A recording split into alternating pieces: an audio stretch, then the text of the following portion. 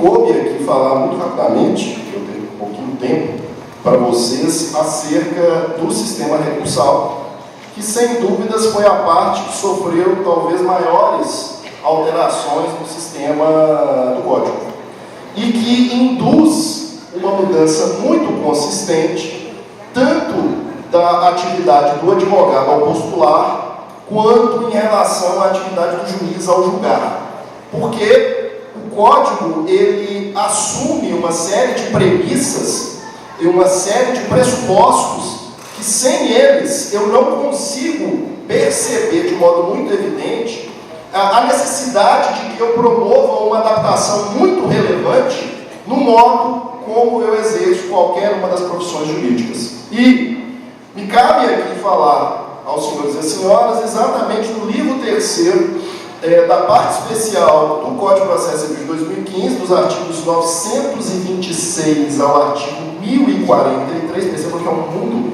de dispositivos legais, que trata exatamente dos meios de impugnação às decisões. E de imediato, sou compelido a falar que não basta analisar o código nessa parte aludida, artigo 926 ao artigo 1043. Por quê? O Código de Processo Civil de 2015 ele foi construído a partir de uma série de normas que ele próprio nomina de normas fundamentais, contidas em uma série de dispositivos que servem, inclusive, como chave de leitura para todo o Código de Processo Civil. E para o estudo específico do sistema recursal, algumas dessas normas fundamentais são extremamente relevantes para que nós consigamos perceber as alterações que o sistema trouxe consigo. Então, a primeira coisa que eu preciso pontuar com os senhores e com as senhoras é exatamente o conteúdo básico de interpretação de todo o código, e em especial do sistema recursal, ou seja, essas normas fundamentais. E eu vou apresentar algumas grandes premissas do sistema recursal do código, para, na sequência, encarar de modo mais letivo, no tempo que me restar, os recursos em espécie, de modo mais evidente, aqueles que estão mais presentes no nosso cotidiano. Bem, primeira questão, o Código tem como um pressuposto novo e extremamente relevante a adoção de um modelo deliberativo de formação e aplicação de precedentes. Isso é uma grande novidade. Se os senhores e as senhoras analisarem o artigo 926 a 928, especialmente o artigo 927, vocês vão verificar que o Código traz um rol de alguns julgados que, se formados através de determinados procedimentos, as decisões por eles proferidas terão a força de precedente normativo e deverão ser observados por todos os juízes da Federação. Além daquelas situações já corriqueiras nas quais a própria Constituição atribui efeito vinculante, as decisões de controle de constitucionalidade, as súmulas vinculantes, o Código cria novos procedimentos formadores de precedentes normativos. Notadamente, o incidente de assunção de competência prescrito no artigo 947, o incidente de resolução de demandas repetitivas prescrito nos artigos 976 e seguintes, e os recursos extraordinários, tanto aquele julgado pelo Supremo Tribunal Federal em repercussão geral, quanto os recursos especiais repetitivos prescritos nos artigos 1036 a 1041 do CPC 2015. As decisões proferidas através dos procedimentos induzidos nesses dispositivos alegados, nesses modelos deliberativos de formação dessas decisões pelos tribunais, sejam os tribunais de segundo grau, ao julgar o IAC, incidente de assunção de competência para questões relevantes, ou ao julgar o IRDR, incidente de resolução de demandas repetitivas para os litígios repetitivos em geral, seja através das decisões proferidas pelo Supremo Tribunal Federal e algumas das decisões proferidas pelo STJ através da técnica do recurso especial repetitivo, que foi extremamente modificado com a égide do novo CPC. Então, essa é a primeira grande questão. E percebam, isso significa que nós precisamos começar a perceber que o recurso ele não serve mais sob a égide do CPC de 2015 tão somente para a impugnação de decisões. O recurso ele pode ter o papel de viabilizar, ora, a formação de um precedente, caso eu esteja diante desses recursos extraordinários. Ora, o recurso ele pode servir, inclusive, como forma de eu promover uma distinção do meu caso em relação ao precedente. Porque, percebam, criar precedentes não é criar uma forma de engessar o direito nos tribunais. Os precedentes, eles são construídos para oferecer para todos nós e para os jurisdicionados de modo especial previsibilidade de como os tribunais ordinariamente julgam. E isso é muito relevante no Brasil pelo fato de que no Brasil existe um entendimento completamente equivocado de que todo magistrado teria plena independência para julgar do modo como ele reputasse correto cada caso. E no direito estrangeiro já se percebeu que essa suposta independência funcional interna que cada juiz tem gera, na verdade, uma anarquia de entendimentos, uma pluralidade de entendimentos que acaba gerando para o Poder Judiciário o quê? Uma má fama. Gera para o Poder Judiciário a percepção do cidadão de que o Judiciário é um oba-oba, porque pode acontecer qualquer coisa.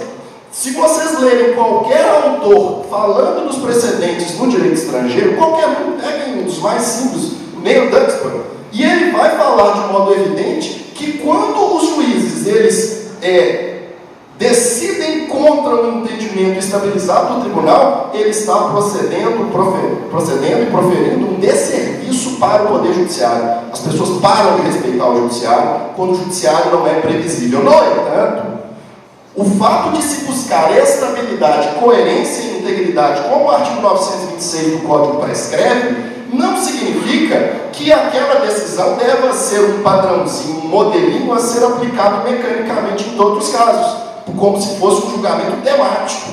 Todos nós sabemos, especialmente no campo do direito das famílias e no campo do direito das sucessões, que existem especificidades em cada caso. E essas especificidades, mesmo que exista um precedente normativo contrário àquela situação, pode ser que o meu caso tenha uma diferenciação que permita que eu demonstre que o meu caso é diferente. E vocês verificarão que todas as técnicas de julgamento repetitivos do Código, seja do IRDR, seja do IAC, seja dos recursos repetitivos, ela permite, nos moldes dos artigos, do artigo 1037, parágrafo 9 a 13, a possibilidade de que o advogado, em primeiro grau, no segundo grau, ou mesmo nos tribunais superiores, promova e apresente uma petição de diferenciação de casos, de distinção de casos, para mostrar que, por exemplo, uma suspensão indevida de um caso dele, que é um caso que parece com o dele, mas não é igual ao dele, possa ser feito. E o Código cria, então, uma técnica de diferenciação. E vocês já devem estar recebendo em seus escritórios, eu mesmo já recebi uns 3 ou 4 processos, no qual houve uma decisão do STJ mandando suspender uma série de casos porque assumiu o procedimento do recurso repetitivo. E os juízes, então, mandam suspender, a partir de agora, todos os processos da federação. E, no meu caso, em 2 dos 4 que foram suspensos, houve uma suspensão indevida, porque o caso do processo dos meus clientes era um caso que não estava nos limites do que o STJ vai julgar. Que fiz? Apresentei uma simples petição, mostrando que os casos eram diferentes, fazendo uma diferenciação, assímile do que nós fazemos quando interpomos recursos especiais por divergência jurisprudencial, nos moldes do artigo 105, 3, a linha C da Constituição, e fui conversar com o magistrado, e o magistrado realmente percebeu, realmente, doutor, não, o caso é diferente, vamos diferenciar, vamos seguir em diante. E se o magistrado indeferisse o meu pedido em primeiro grau, o próprio Código, no artigo 1037, parágrafo 13, permite, nessa hipótese, a interposição do agravo por instrumento, fora de um rol que o próprio Código traz no artigo 1015.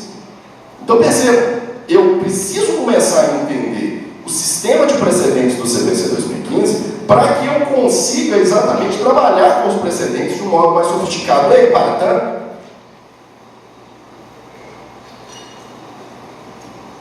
eu preciso perceber que trabalhar com esses precedentes nesses moldes significa que eu devo claramente parar de lidar com os julgados dos tribunais só a partir das emendas. O que eu nomino há muitos anos de ementismo. As pessoas acham que a emenda é o julgado do Brasil. É um equívoco recorrente de todos, ou da grande maioria, no sentido que nós não analisamos o caso a partir do interteor. E o precedente mesmo, ele é extraído dos fundamentos determinantes do caso, ou seja, da parte da fundamentação, para que eu consiga verificar quais foram os fatos, quais foram os fundamentos jurídicos analisados, para viabilizar o quê? O julgamento daquele referido caso. Então, meus caros, a primeira coisa que precisamos perceber, há uma grande premissa do sistema recursal, a adoção de um modelo de precedentes normativo. Isso muda o modo de eu demandar. E vocês poderiam pensar, mas isso é um problema só para os recursos? Não, isso é um problema do sistema inteiro. Só a título exemplificativo eu dou 2. Se eu propuser uma demanda e tiver uma decisão do STJ em julgamento de caso repetitivo, reputado pelo 1927 precedente normativo, e eu não fizer na minha petição inicial a diferenciação do meu caso em relação ao precedente do STJ, o juiz, com base no artigo 332 do CPC 2015, julgará liminarmente o meu caso improcedente. Por quê? Porque eu não tive o cuidado da minha petição inicial de desenvolver o meu ônus de mostrar que os casos são diferentes.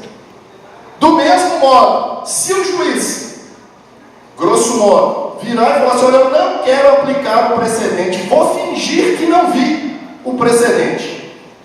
Porque ele pode fazê-lo, até porque antes da entrada em vigor do Código, era a coisa mais comum, era o magistrado, ou na verdade não só o magistrado, o advogado também, ele usa da jurisprudência self-service. Ele pega as emendas que interessam para uma linha de argumentação dele e despreza o resto.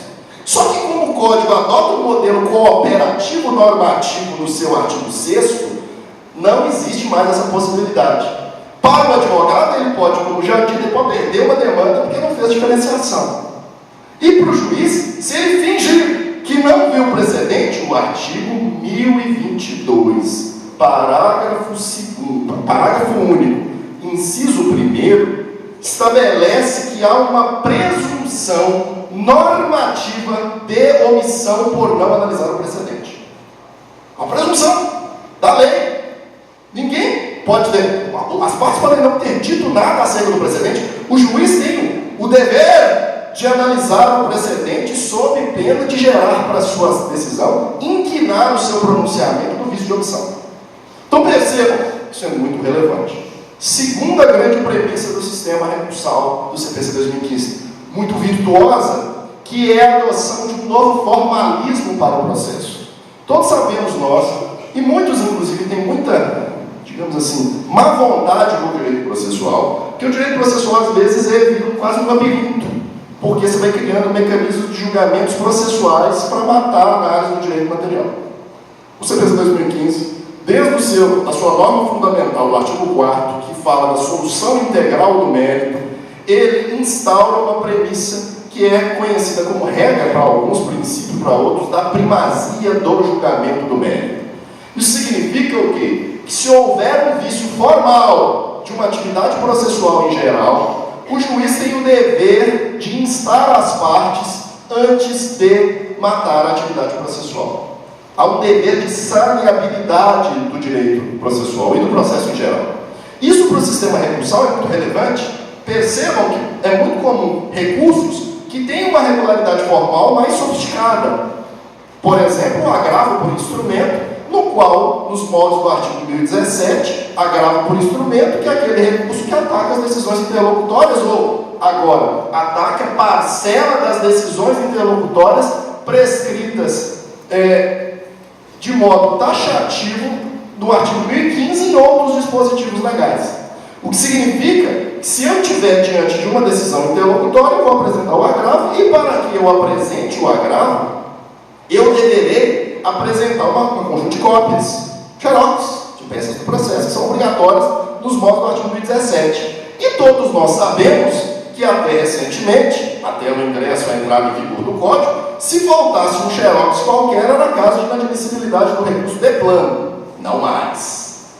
Porque o Código, desde o artigo 4º, passando pelo artigo 932, parágrafo único, Passando nessa hipótese do agravo, pelo artigo 1017, parágrafo 3º, o Código estabelece o dever do relator, antes de admitir o recurso por um vício formal, de abrir um prazo de 5 dias para que a pessoa promova a correção do vício. Perceba, vícios formais. O Supremo Tribunal Federal, aproximadamente uns 15 dias atrás, já fez uma análise aberta desse artigo 932, parágrafo único, que trata dos poderes do relator. E disse: os vícios a serem corrigidos são os vícios formais. Vamos faltar o xerox, faltou uma regularidade, faltou o preparo. O próprio 1007 fala, e dá inclusive uma sanção 1007 que trata do preparo, das custas dos recursos. Se o recurso não for preparado, ele pode ser preparado, mas aí ele será preparado em dobro. É uma pena pelo não pagamento do preparo do momento próprio. Ou seja, a lógica é chegar à análise do mérito. E os advogados devem se valer da primazia do mérito para fazer com que o processo gere mais o quê? Efeitos práticos. E os juízes, do mesmo modo, nós todos, eu costumo falar que o processualista tem um fetiche em matar processo por extinção sem resolução do mérito. É um negócio que ele ficava assim, ele fica extasiado, matei mais um. Porque é um mecanismo de matar pelo processo. Isso, meus caras, não tem menor lógica. Parece que nós estamos no medievo, que tinha a forma pela forma. Hoje não, a forma tem que ser analisada a partir de seu conteúdo. E isso impacta de modo muito evidente nos recursos. Essas são duas premissas que eu acho que nós não podemos deixar de analisá-las de modo algum. Algumas outras, muito rapidamente, os prazos dos recursos foram todos unificados no artigo 1003, parágrafo 5º, todos em 15 dias, com a exceção dos embargos declaratórios. Lembrando que os prazos são contados em dias úteis dos modos do artigo 219 e os prazos são dobrados nos modos do artigo 229. Não. Estou contando e faltam 12 minutos. E quando me dão 30 minutos, eu tenho um direito fundamental a esses 30 minutos. Estou brincando. Então, percebam. Nessa situação, claramente, se eu tenho litisconsórcios diversos com procuradores diversos em processos não eletrônicos, o prazo é dobrado, dos modos do artigo 229. Mas não se esqueça essa parte final. Em processos não eletrônicos. Se o processo for eletrônico, o prazo não dobra, mesmo que eu tenha litisconsórcios diversos com procuradores diversos, escritórios diversos. Por uma razão óbvia, porque você tem acesso aos autos o tempo todo. Mas, analisando e entrando propriamente nos recursos, primeiro recurso, vamos falar dos ordinários rapidamente. O agravo. O agravo teve uma mudança brutal. Todos vocês já ouviram falar, e agora eu explico de um modo mais rapidinho. O Código traz um rol taxativo de hipótese de cabimento do agravo por instrumento. Se não couber agravo por instrumento nos moldes do 1015 e nem em qualquer outro dispositivo legal que o autorize, cabe, como no próprio hipótese já aludida do 1037, parágrafo 13, eu terei que impugnar a interlocutória de modo tardio na apelação dos modos do artigo 1009, parágrafo. Isso é uma novidade muito relevante.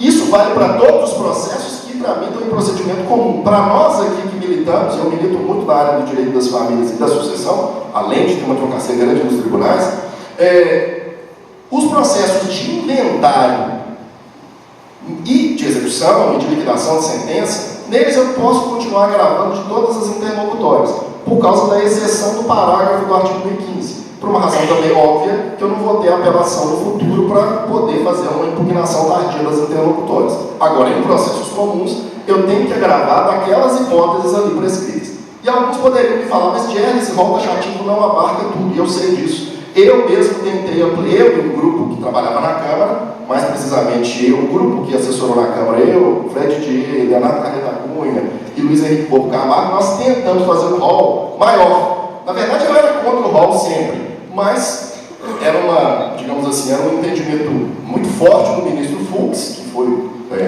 que presidiu a comissão do anteprojeto. Então, a gente, como não dava para mudar a ideia do rol, nós aumentamos o rol para 20 hipóteses. Chegou no Senado, eles cortaram 10 das nossas. Então, tem uma série de situações que estão gerando problemas. E aí, os problemas são enormes, porque se não cabe agravo, o que fazer? E aí tem duas soluções teóricas a princípio. Ou a impetração do mandado de segurança, tal qual já foi no sistema revogado no CPC de 39, que também de um rol taxativo de hipótese de cabimento do agravo, no artigo 842 do CPC de 39, que a ideia não era boa, tanto que ela foi mudada no CPC de 73, ou tentar defender, e existem algumas decisões isoladas, que as hipóteses do 1015 poderiam ter uma interpretação extensiva. Por exemplo, o inciso 3º, que trata da rejeição de convenção de arbitragem, por versar sobre competência, permitiria que das decisões de competência eu pudesse interpor agravo por instrumento desse caso. Mas esse é um entendimento que tem pouca, pelo menos por enquanto, aceitabilidade dos tribunais. Aqui no TJ eu conheço só 2 decisões acatando esse posicionamento. Algumas no TRF2, outras no TRF1, mas ainda são decisões isoladas, porque a priori eles pegam, ó, é taxativo, vamos seguir o rol que está ali. E percebam, no agravo, o procedimento basicamente continua sendo o mesmo, tem novas peças, eu preciso juntar a petição inicial e a contestação entre as peças de traslado obrigatório. Lembrando que se eu não adjuntar o 1017, parágrafo 3º, pela primazia do mérito, induz e impõe ao magistrado que ele abra vista, para que eu corrija esse defeito, eu posso interpor agravo se eu for do interior, na minha própria comarca de origem, o 1017 autoriza isso é uma coisa positiva. E se eu estiver diante de um processo de tramitação toda eletrônica, em princípio eu não precisaria juntar as peças no instrumento de agravo, mas aqui em Minas eu continuo recomendando que vocês continuem juntando as peças, apesar do artigo do Código falar em sentido contrário, por uma questão nossa, uma coisa bem Brasil. O sistema eletrônico de primeiro grau não é o mesmo do tribunal. E isso não é um problema só de Minas. O Tribunal de Justiça do Rio de Janeiro também é assim. Então, são sistemas que não são interoperáveis, eles não conversam entre si. Então, sempre recomendo que vocês juntem todas as peças em seu agravo para não ter problema. No caso da apelação, a apelação tem também grandes inovações. Primeiro, o fato de caber a apelação tanto da sentença quanto das interlocutórias que não forem objeto de agravo por instrumento dos moldes taxativamente previstos no Código. Então, eu posso fazer impugnações tardias das interlocutórias. E percebam, isso é muito relevante, que você pode fazer esse ataque das interlocutórias tanto em razões quanto em contra-razões. Porque pode ser, por exemplo, que você tenha ganhado o processo em primeiro grau, mas o juiz tenha indeferido uma prova que não cabe agravo pelo instrumento e que pode ser importante caso o tribunal acate a apelação da contraparte. Imaginemos simplesmente, eu fiz no meu processo, eu ganhei e o juiz julgou, só que o juiz no meio do processo indeferiu a produção de uma prova pericial. Eu não vou apelar, por óbvio, da decisão que ela me foi favorável, mas nas contra-razões eu posso apelar da interlocutória que indeferiu a prova, porque vai que o tribunal reforma a decisão e aí a produção da prova pericial para mim é relevante. Então, nesse caso, o tribunal, inclusive, só vai analisar a apelação constante nas contra-razões se der provimento na apelação da contraparte. Isso é um dado muito relevante. Mas, no caso da apelação, a apelação permite, a partir de agora, a utilização do requerimento de retratação em todas as sentenças terminativas, dos modos do artigo 485.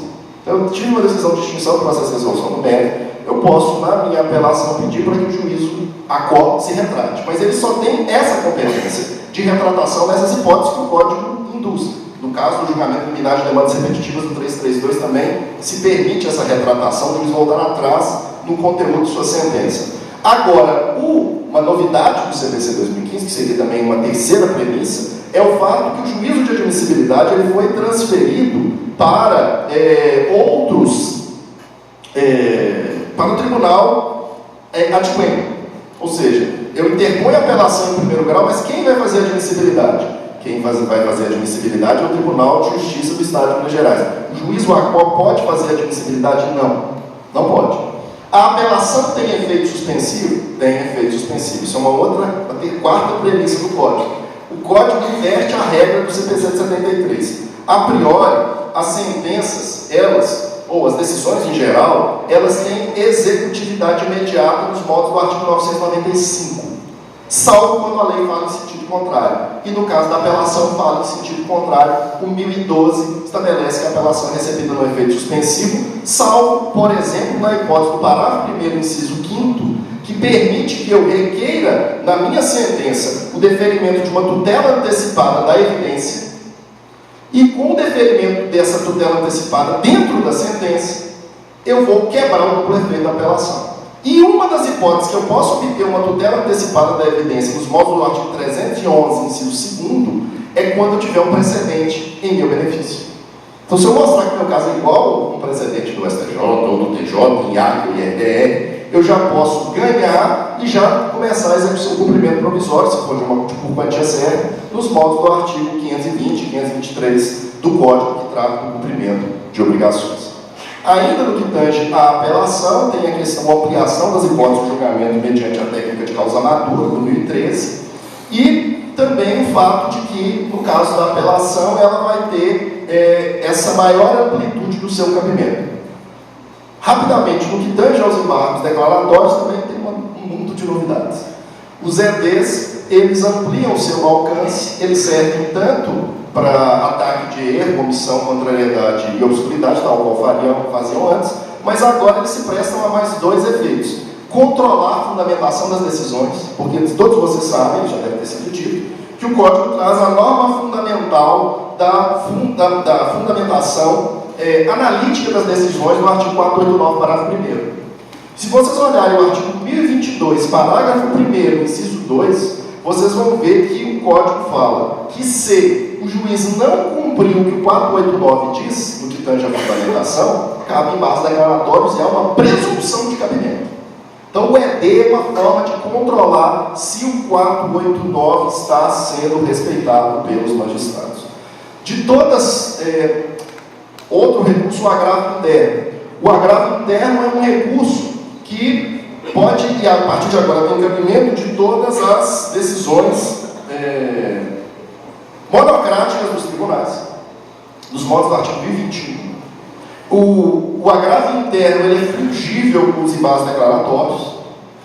E mais, o agravo interno agora ele tem um processamento que ele serve tanto para impugnar as decisões monocráticas dos relatores em geral e serve também para tentar destrancar o recurso especial e o recurso extraordinário do qual foi negada a admissibilidade no tribunal de origem, embasado em precedente. Então, se vocês olharem no artigo 1030, quando da interposição do recurso especial e do recurso extraordinário, o vice-presidente do tribunal nega a admissibilidade do seu recurso, aqui no TJ, por exemplo, dessa decisão ou cabe o agravo do 1042, tal qual era no sistema revogado, ou cabe agravo interno se a decisão de inadmissibilidade, o próprio acórdão, estiver fundamentado no precedente normativo. Agravo interno para o próprio tribunal, ou seja, o agravo interno ampliou o seu papel. E me restaria falar dos recursos extraordinários, mas não tem mais tempo. Meu tempo está acabando. Os recursos extraordinários, meus casos, eu precisaria de pelo menos mais umas 2 horas para falar deles, porque eles mudaram sobremaneira.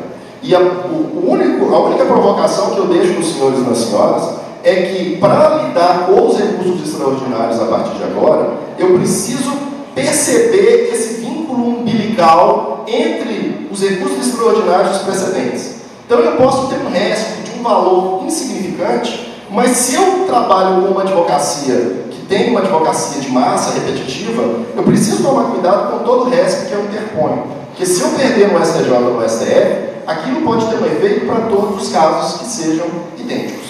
E se não houver a capacidade do advogado em fazer 2 coisas, que é a nossa função a partir de agora, num sistema com 106 milhões de processos, o advogado tem 2 grandes funções, além das cotidianas, de exercício da atividade técnica. O advogado tem que aprender a individualizar os seus casos, para mostrar que os seus casos têm especificidades, e o advogado precisa aprender a diferenciar processos, para evitar que precedentes normativos sejam aplicados contra eles.